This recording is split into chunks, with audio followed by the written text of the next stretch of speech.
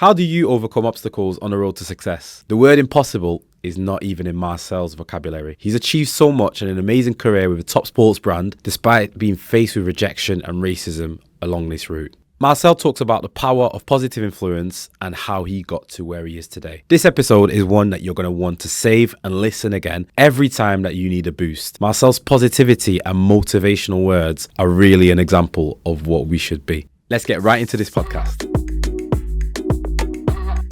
Well, thank you for coming on Real Talks. I'm really excited to get to speak to you. Let's just get down to it. I want to start from the beginning. A little bit about you, obviously, and where you got to and where your life's got you to this point.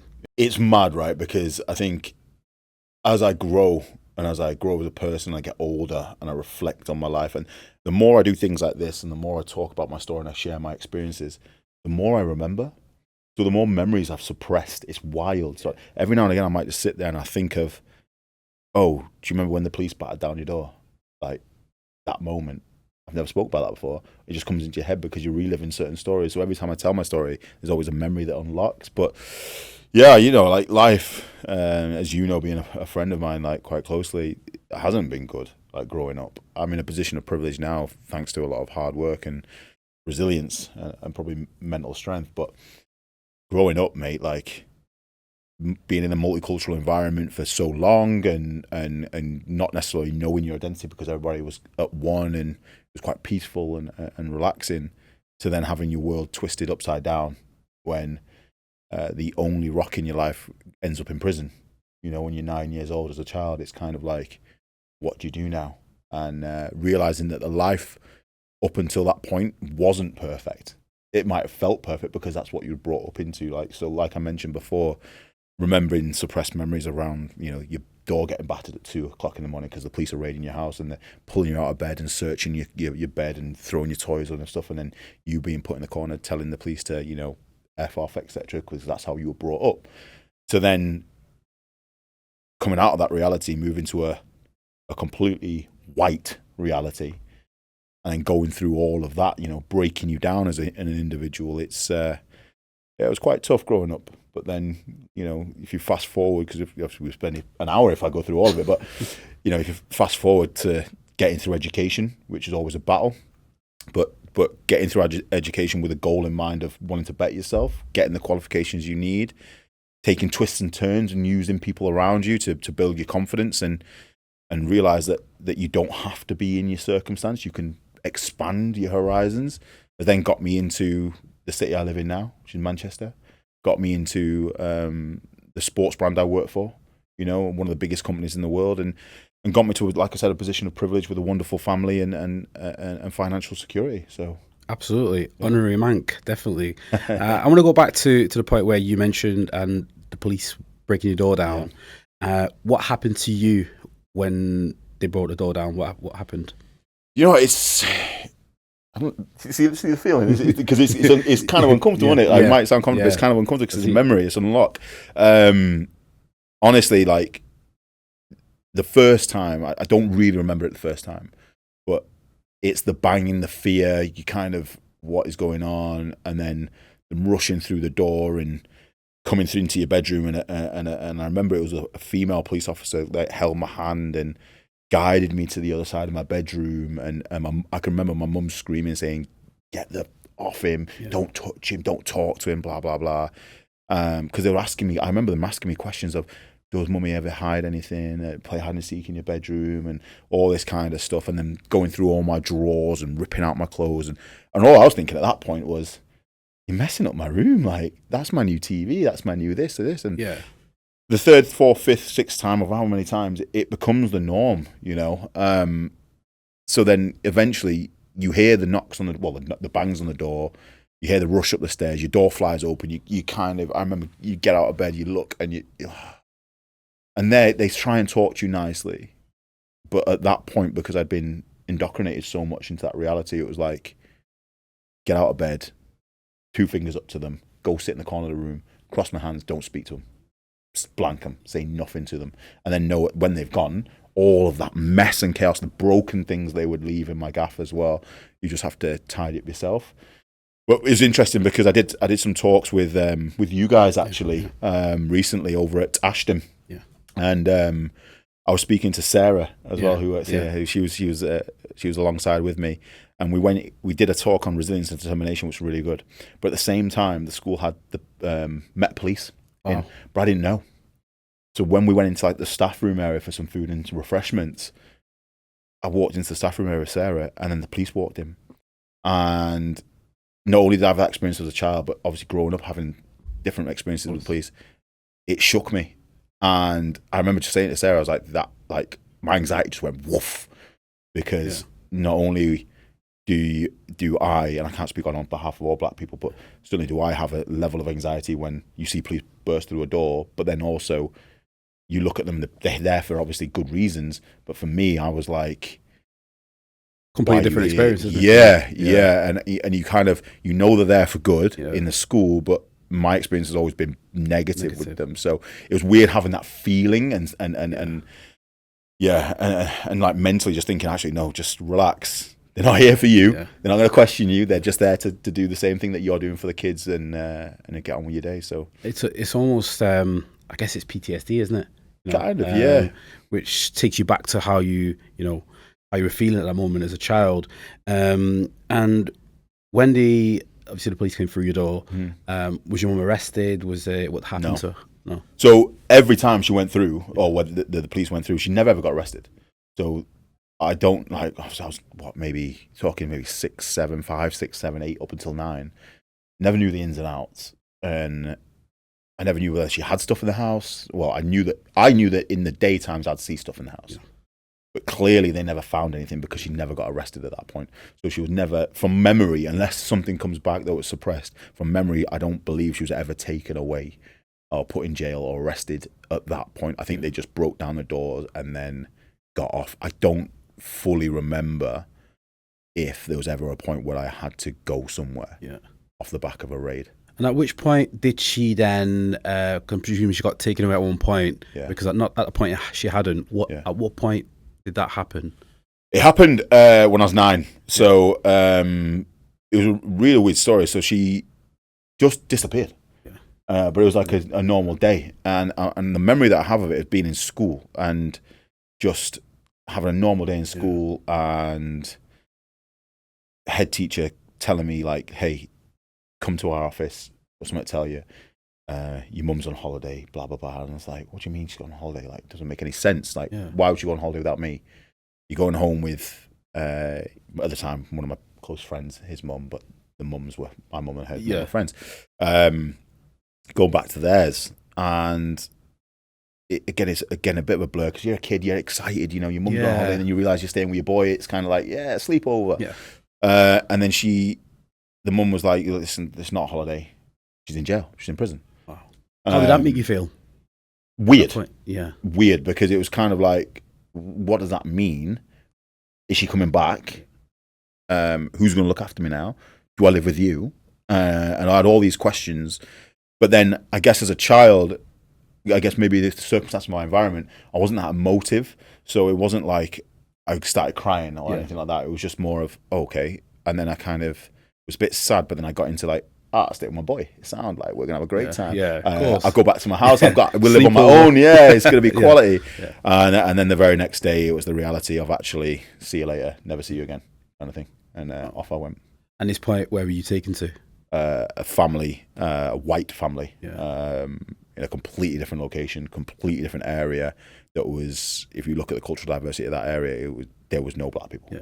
There's no black people. There's no Asian people, and everything was different. Yeah, everything was different, and I had to eventually, over a course of time, had to be different because the initial having to adapt. So, I had to adapt, and it had to adapt, but that was after breaking. Yeah. So I had to break all my confidence. And bearing in mind, I was a kid who was growing up in not the best of everything, because my mum was obviously in drugs and stuff, but it was, I'd have Nike trainers on, I would be out in the street, with the boys. There was nothing ever negative necessarily in my reality, although I did see some stuff, but it was never negative. But then living in that environment, being called, I'll keep it PC for the podcast, but being called the N word, the P word, not knowing what those words were because I'd never heard them before.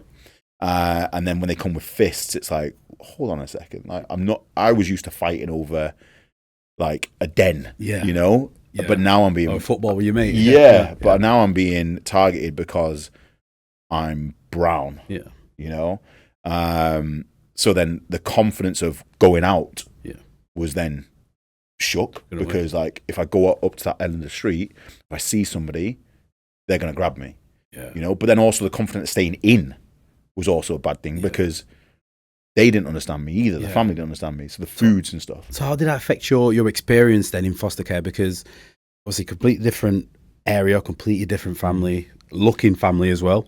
How did that affect you and what was your experience like in foster care? It's positive and negatives because I'm not going to say it was all bad because there was definitely positives. You know, it wasn't like Harry Potter under the stairs type of life. Do you know what I mean? But it was tough because you come from a completely different reality to them. You know, so you go from expecting Nike trainers, Adidas trainers as a given to then black pumps, you know, from the market. You then expect certain foods and you get spam or liver and onions and you're told to eat it. Complete shock to the system, to what you're used to. And I remember that I had a job actually at that age. So at like 9 years old, I had a job every morning. So my alarm had to go off every morning and I had to get up, get dressed and go and get the paper for the family. So it was 70 pence. And if I was lucky, they gave me £1 and I get to keep the 30p. Honestly, and that's again another reality, right? That I have no pictures. Memories, I have no pictures. It was interesting because on X, what we call Twitter now, yes. I think I did a talk with you guys, and I think it might have even been a pod episode that was released, and somebody, a family from that lived there, remembered me. Wow! And there was a birthday party, and they had a picture of me, and there was they were holding my cake, and it was me as a little kid, and I was blowing out the candles, and you can see my hair like fringy, fringy curls, and I was wearing it's a black, the picture's a black Umbro, the Umbro logo with what looks like maybe a football jersey underneath, but that is like I've got the picture that I use in the talks with you guys of me painting my mum's walls. I think I've got that one. And maybe one or two others of my youth, but it's sad because now I've got kids now, and you see pictures of them every day, whereas I have none from. It's when I've grown hard. up. But in year 5 and 6, you know, when you've got a classroom and all the kids sit on their tables, don't they, all around each other? Well, I must have been a little bit, you know, disruptive or naughty or whatever. I had, and I loved it at the time, but when you reflect, it's a bit different. I used to have an old brown. You know, like from the, I was going to say medieval times, not that long. But you know, like the 50s or 60s, like a brown desk table that used to open. Yeah. A little space in it. I had that. Wow. Teacher's table was here, bro. Right. My desk was there. All the other kids were behind me, but I thought I was the don. Yeah. I could put my own stuff in there. No one could touch it. But then in reality, I realized I was separated from all the other kids. All those other white kids all sat with each other. They all played, but... And you were put apart from everybody. So you know. Imagine they get picked on in the street, picked on in school, sit by yourself. When you eventually do find friends and then somebody comes in, I don't know how to interact with these kids. Yeah, of course. So the first thing I'm going to do is lift a fist. Or I remember a sport thing. We played rounders and I got in trouble for this again because, again, maybe it was the lack of interactivity and inclusion. Rounders it was on this field, and I must have been quite athletic, and this ball came and I whacked it, bro, and it went miles, and I went, take that, you Fs. Yeah. And like I thought I just thought, it was class. Yeah. Away, you know? Wow. And I guess you have to because I said the wrong things, but it was just like it's a bit of release for you, isn't it? You know, and I suppose when you're not allowed to or given the capacity to release your emotions, that's where it takes you to, definitely. Yeah, and you know, it's scary because one thing that my mum's always said about me is that I guess my mum's seen me at times when I've been in the environments and I've had fights, and she's, you know, and probably in my younger years she encouraged it. Yeah. You know, if anybody messaged you in the street, take him Gotta look down. after yourself, yeah. Yeah, and if I ever came home crying when I was before I went in prison, she would literally grab me, take me to that person and say, right, fight there. Yeah. Don't stop fighting until you've won. Yeah. And the problem with that was that when she then went into prison, if I did get into fights, and I look back at it now, some of the things I used to do in those fights, bro, I'm surprised that I never went down for some of them. Like fighting on, remember rollerblades? Yeah. Fighting kids on rollerblades and hitting the heel of that whole rollerblade on people, and you know, just not really knowing where the edge was, because I would fight until I could walk away. Did that ever take you down a wrong path? Did you ever take a wrong path at that point? When no, I think somewhere I always knew right and wrong. Yeah. And credit to my mum for that, because she never wanted me to get in drugs. She never wanted me to get in violence. She never wanted me to get in gangs or anything like that. She always wanted me to be in education and to do well for myself. So I always knew that there would be a limit. And sometimes, even when I was going through my teens and stuff, and even as an adult, when I've been in fights, even in the middle of it, I know, like, I will lose the kind of the red mist will go over, and I'll just be fighting, right? And that's why I did boxing, to get the discipline. But even in those fights in the street, a part of my brain would be like, I've got to stop this at some point, because there's going to be a grass, or there's going to be police, and I'm going to get in trouble for it. Yeah. And even as a kid, I had that. So I would never be a bully. That was one thing I never ever was, a bully, up until I went to high school, and I got told, actually, the tendencies that you're doing now because you're popular is bullying. So I stopped. But I'd never go out there looking for fights. I'd never go out there looking for trouble. You know, I was always very much like, if you mess with me, then come and mess with me. But I would never bully somebody. It just wasn't my path. And it's important you talk about right or wrong, because obviously teenagers are going to be watching this, and you know, they do know what's right and wrong. Of course. Now, talking about high school, at this point, did you have anybody that was an influence that maybe could step in when there was red mist, or maybe when you felt, you know, particularly angry? Was there somebody you looked up to at that point?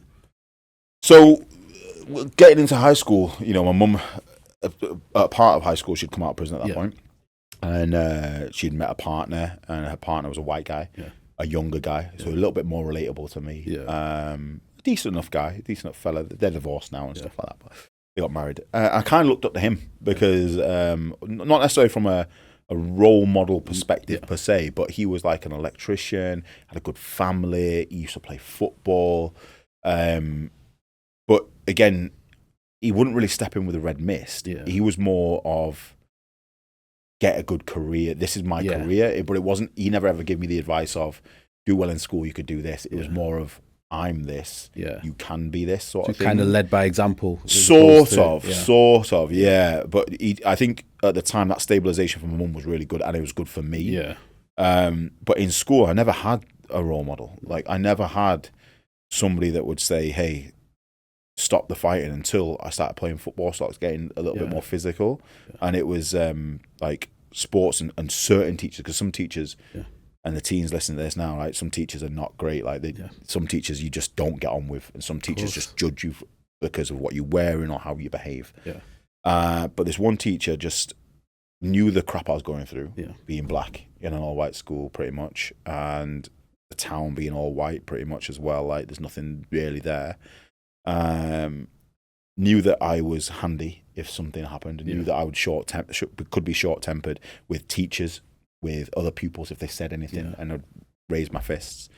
And we just had an agreement of, do well and you'll get this. Do well and you'll do that. And then when I got the goal of being a fireman, set me on that path of, if you don't do well, you're not going to get the GCSEs to become a fireman. So that was my goal. So that was the you know, the ultimate goal. You wanted to be a fireman.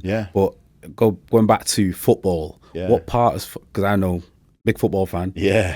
Handy player as well at the back, playing with some you know, some big names, not you know, Stormzy. Pick up my man Storms. You know, exactly, every time. You know, what a guy.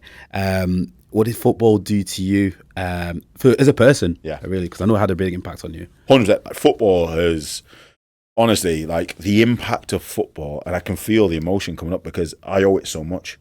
Like, I used to box, and I used to sprint a bit and play basketball, mainly through high school. But learning how to play football sort of throughout school, and then taking it seriously in sort of like sixth form and then after school, changed everything, and it's continued through my life. So at schools, so the teens listen to this, you're probably living the reality where if you're in year 9, year 10, year 8, whatever, you don't like the year 9s, you don't like the year 7s. It's your year, right? You're the best year. You beat them, you beat click. them. And then you have your little gang fights in the field and, all that. And we were the same, right? We were the same. And sixth form, I stayed at the same school in sixth form and obviously getting handy at football and stuff. And it was relatively still the same, but it was a little bit more integrated. Yeah. But it wasn't until like I left school that I got scouted to go for this club, this Sunday club, or asked even to play for this Sunday club. And I turned up in the changing rooms, and it was all the year above. Wow. How did you feel at that point when you walked in? How did you feel? Man, I walked in that changing room and I was like, right. So right back around. I was like, half these guys want to kick my head in. Like, because I've digged a few of these on the field like back in the day. Personal. I've been cheeky to a few of these. Like, put it in this perspective, if I'd seen them out, it would be like a bit difficult. Yeah, of course. Whereas now I've just walked into a change room and like I remember a guy, I'll mention his name, I'm sure he won't be bothered, like John Dart, and I never really liked him. He had a six-pack and that going up. Right? That one guy that's always got over. I hope he listens to this, right? Because he's a massive supporter of what I do now, which is amazing. And Big old John. we're like, we're really good friends and stuff now, like really old school friends and that. But like used to have a shirt, like a Hawaiian shirt, like Youth Club Paradise. You have open, and six-pack rippling, all the gown, and be like, I'm trying to do that now. John, you know what I mean? That's probably why I ended up going to uni and getting a six-pack. Big up, John. But no, like he was in the changing rooms, and then a guy like Sam Farthing was in the changing rooms who. Me and Sam had like argy-bargies on the school bus a few times. It was like leadership type fights, and like there was like guys like Willow and all these people, right, all in this thing, and they were like the main heads of the year above. But I guess as soon as they saw me play, they probably thought he's rubbish, but I was raw talent, like I was fast and I was strong and I was athletic. And then the more I played, I become more of a asset to the team, and then they understood me, and then they understood who I was as a person. And then, bro, honestly, like outside, because school at that point had then finished, they became like some of my best mates. You earned their respect. I earned their respect, and they earned mine. And like one of the reasons why I kept, and football became so integral to my life is I went to uni then, right? I managed to go to uni, and I was playing football in Tadcaster. And while I was at uni, bro, I used to travel back every weekend just to play football with those boys. I like that. Forget the club. The club is the club, right? It was to play football with them, man. Like I don't speak to, I don't think I've spoken to many. I couldn't even name them. Anybody in my school year. All the year above. Or I've been on holidays with them. I've been on stag do's with them. I've been at weddings. And some of them are like with long distance and stuff. We don't speak as much anymore. But it was football. In a sense, you influenced each other. 100%. As well. And football has a habit of bringing people together, and for you, it made you a better person, I guess, as well. Mate, better person. Like through school, being an unruly teen, it gave me teamwork, discipline, mentality, purpose. Growing up, you have to navigate football like you have to navigate social life as well, because got to. I've been called an M word on the pitch, and do you know what? Like them man, stood for me. Wow. When they were, the people that you would fight. Do you know what I mean? And they weren't necessarily those guys were never the racist guys in school, but like they stood for me, and I had the discipline to not raise arms on the pitch, so I didn't raise arms. But when that guy on the other pitch, the team in York, said it to me or said it about me because I just marked him out of the game, they were going to fight for me, and I was the one saying, "Right, relax, like we're better than that." Going back to at any point when you were in primary school, and then not through the door, and then obviously when you got taken, obviously into foster care. At any point, did it feel like this is getting too much? I can't deal with this.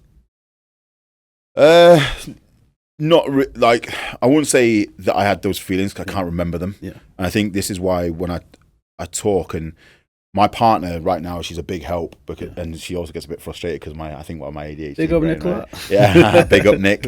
I frustrate the hell out of her, by the way, because I recall things randomly. That's what we're here for. Oh, bro, I'll be sitting there like last night we were sitting watching TV, and out of nowhere I go, "Oh, do you know about this?" But no, like a lot of memories are suppressed, right? So a lot of feelings and emotions are suppressed, and even you by saying that now, it's just brought back another memory of, I don't think it ever became too much, but there'll be times when it'll be very sad. Yeah. So where I lived, the house that I lived in, it had one of those phones, you know, that goes.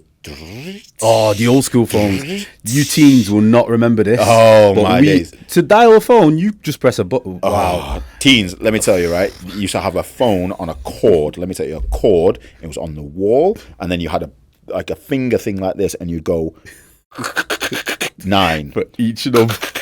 8. Yeah? And this phone would extend to the stairs. That's where it was in the hallway. And I remember ringing my mum when she was in prison. Yeah. And speaking to her was all fine. It was all good. And you kind of, you connect. Oh, I'll be back soon, and what's going on? But the thing that killed me the most is the beep when the phone card run out. And I can feel the emotion now. Like that beep. And then if it cut out before she said, "I love you," or it cut out before she said bye, I'd break down, bro. Because I'd be like, oh, and I just cry and cry and cry. I'm getting emotional now thinking about it, because it would just be like, it was a sense of not closing off the conversation and knowing that it's going to be a whole week or 2 weeks before I speak to her again. Yeah. It would just kill you, because I know that it would upset her not being able to say goodbye. Yeah. And it would upset me not being able to say goodbye. And I think I only ever visited her maybe once or twice. Yeah. Throughout the years that she was in prison. How do you deal with that now when you feel those emotions, or, for example, you get, I won't call them setbacks, but when you get flashbacks maybe of what happened, how do you deal, just for the young people that might have or be going through that situation now? I just realised what's important to me, and I think, like, I've gone through those scenarios and I've managed to not react too harshly in those environments. I take it too far. Yeah. I like all those emotions. I managed to channel them in ways where I'm not going to say I was perfect. Some of those emotions would kick out where I'd be fighting. Yeah. I never picked up a knife. Never. Yeah. I never, if I was fighting and I was winning, I never took it to a point where I wanted that person dead. Yeah. Like, I would fight until a point where I would be able to walk away without them grabbing me again and just walk off. So I channel it that way. And if anybody's listening, if that is a reality and you have to channel it that way because of circumstance, then just remember to be able to stop. But like now, I channel it and remember that, do you know what? Like, I've gone through that and I've managed to navigate out of that, and look what I've got now. Yeah. Like, look at all the amazing things I can do now. I'm not saying I'm hugely wealthy, but it means that, if I want to go for a Mars bar down the street, I can. Yeah. If somebody says something and it triggers me, if I react, what do I get to lose? Yeah. I lose my family. I lose my job. I lose my influence of young people. How can I tell young people not to raise arms or do things or walk away if I'm then doing it on the street? Because absolutely. You have people our age, bro, that do react, right? It's still, absolutely. How does it feel to be somebody now that is influencing young people onto the right path, talking about obviously the struggles that you've been through? How does it feel being that person? Imposter syndrome. Yeah. Imposter syndrome. So for you teens, like, what I mean by imposter syndrome is it doesn't feel real. Yeah. It still doesn't feel real. Like, a couple of young adults, in fact, teenagers, in fact, contacted me through Instagram and LinkedIn recently and was like, "Hey, your talk has inspired this, so inspirational." Or they did a post on there about me. And I always say, that's just me. Yeah. Yeah. And even now, like, I just think I'm just Marcell. And Nick, big up Nicola again, she is a good leveler, bro. Yeah. She is like, you are my, like, who do you think you are? And I'm just like, but I've just got a story that isn't exceptional, isn't any different to a lot of children, a lot of kids, a lot of adults out there in the world. It's probably not as bad as some of the things, right? But the fact that people see it as inspirational, it helps them, fantastic. But to me, I'm just always going to be myself. And I'm never, ever going to try and be performative or try and be like somebody that other people want me to be. Yeah. I can only be me, Yeah. and I can only share my journey. And if that helps people, fantastic. Yeah, absolutely. And that's one thing to remember. Always be you. Everybody else is taken. 100%. You know, but you are inspirational. You are making a difference. Thank you, bro. Imposter syndrome is real. I can vouch for that. But you are making a difference. You know, and there's so many things that young people can take away from this chat that we've had. What would be one quote that you would give to a young person who's going through maybe what you've gone through? That one word of advice, maybe. It doesn't have to be a quote, but something. I'll give you a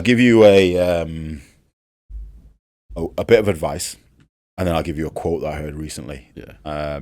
Let's go. The bit of advice I'd give to a young person, and I'll look directly at them. The bit of advice I'd give to you is no matter what you're going through right now, get through it. Use the people around you who are giving you positive influence, not the people that are negative. Anybody that tells you you cannot do something, question why they're in your life telling you can't, because if they can't do it, they're trying to push that onto you. You can achieve what you want to and set a goal and go after it. Don't let those negativities hold you back. And in terms of you young people coming up as well, the quote I'll use is lift as you climb. I heard that recently from a young person, bro, and this young person, people always say that I'm inspirational, I'm a mentor, etc., and you learn from me and what have you. This young person's in his 20s, right? Early 20s, early set of his career, and he used this quote, and he told me what this quote was: lift as you climb.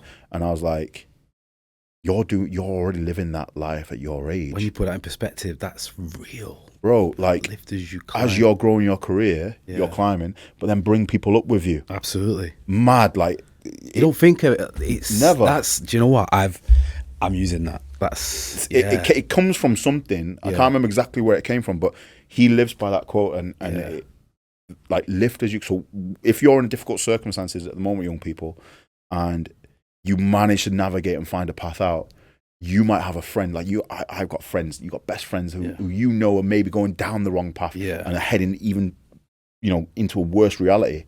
Try and bring them with you. Yeah, lift as you climb. Lift as you climb, bro. Wow, amazing. Marcell, thank you very much for coming on here. We've had a real talk, man. Real talk, man. Literally. Real talk. Thank you so much. And I know they've taken a lot from this. Guys, keep subscribing. Watch what we're doing.